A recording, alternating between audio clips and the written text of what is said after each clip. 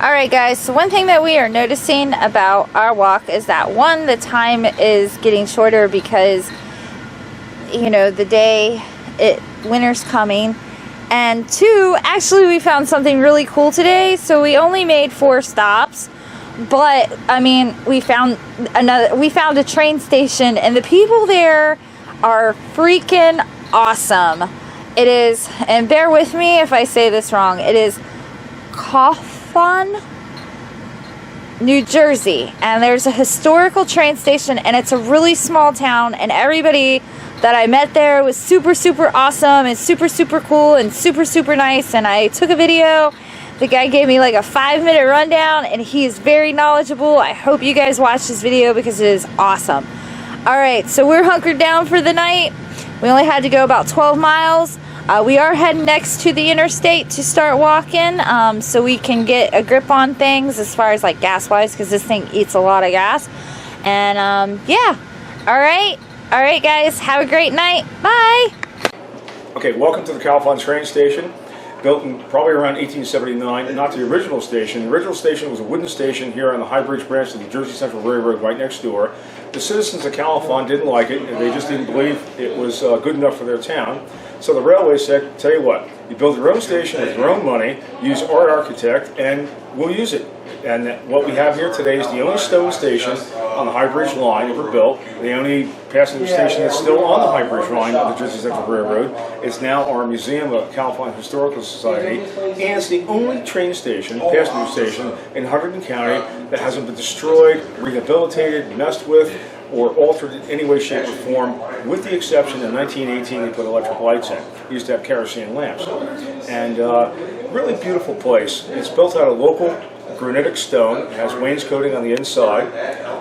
You see the periphery here. It's 1870s Victorian architecture of the random stained glass windows. You'll find that in many houses around town. The upper periphery of the windows, random stained glass. And when the sun, well, it's a gray day today, but when the sun lights out, it's really beautiful.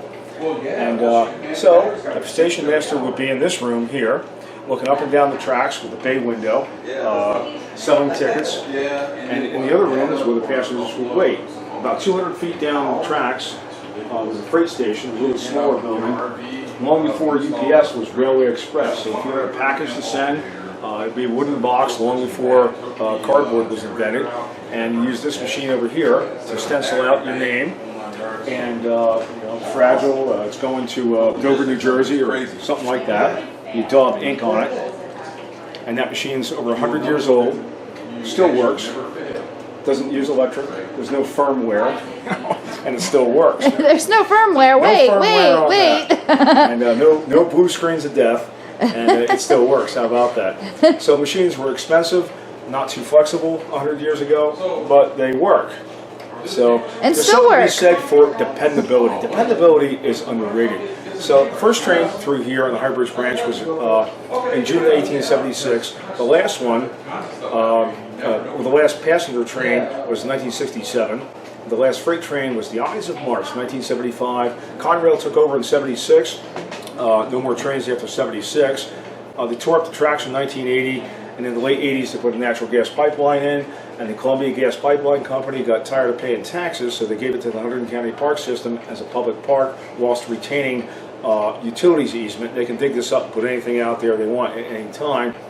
And of course they got a fat tax break, a tax write-off as well. But we got a public linear park out of it, as there are many other public linear parks in Hunterdon County and New Jersey. Some state, some locally owned, some owned by county parks.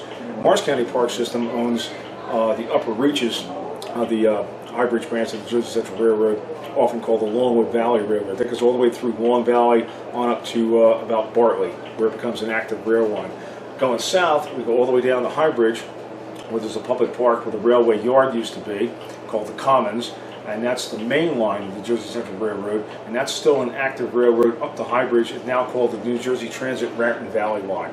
Beyond that, it hasn't been used in many years, and that line would go all the way up to Phillipsburg, New Jersey, and then across the river into Easton, and all the way up to Jim Thorpe or Monchunk, PA, and even beyond that to the Pennsylvania anthracite fields. All these eastern railroads, in this area of the United States were all built with the same thing in mind, to get to the Pennsylvania anthracite fields.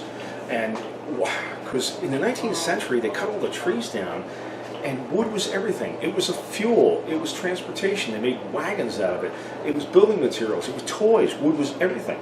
And then so you see these pictures, 1870, 1880s, no trees left. So they needed more fuel. And the Pennsylvania anthracite coal fields were the Saudi Arabia of the time. And the railways that got there first made, in today's money, billions of dollars. Be the Jersey Central Railroad, the Lehigh Valley Railroad, Delaware and Hudson River Railroad. And first there were canals, but canals you can't operate in the wintertime because everything was frozen. Canals are slow. And the railway is more or less an all-weather transportation corridor, and you can run it 24/7, although most railways back in the day in the 19th century were not run on Sunday. And and that would fuel the Industrial Revolution. The Industrial Revolution could never be fueled with charcoal, and there was none left to cut all the trees down, more or less. And so you find these gigantic iron furnaces in Easton, Glendon, here in New Jersey, and that would be the fuel of the Industrial Revolution, coal. It's kind of a dirty fuel, difficult, dangerous to mine, but that's before we had all these huge oil wells and hydroelectric power stations, nuclear power stations, and that was the energy of the 19th century. Thank you.